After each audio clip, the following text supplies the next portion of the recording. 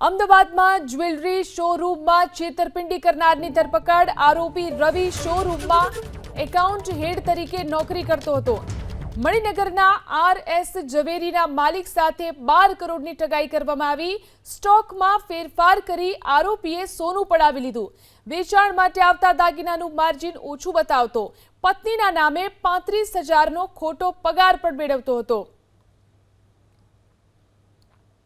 આર.એસ. ઝવેરીના માલિક છે તેમણે ભરોસો રાખેલો હતો અને તમામ દસ્તાવેજો લખવાની અને સ્ટોક મેન્ટેન કરવાની જવાબદારી તેમને સોંપેલી હતી।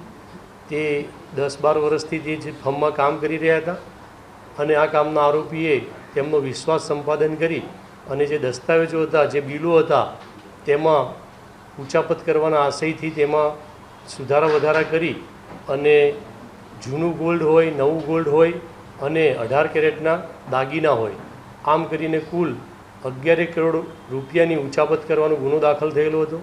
આ રવિ કરીને જે આરોપી છે એના કોર્ટમાં રજૂ કરી રિમાન્ડ માંગતા દિન 7ના રિમાન્ડ મળેલા છે અને હાલમાં આ જે ઉચાપતમાં ગયેલી રકમનો શું ઉપયોગ કરેલો છે એની તપાસ કરવામાં આવી રહેલી છે।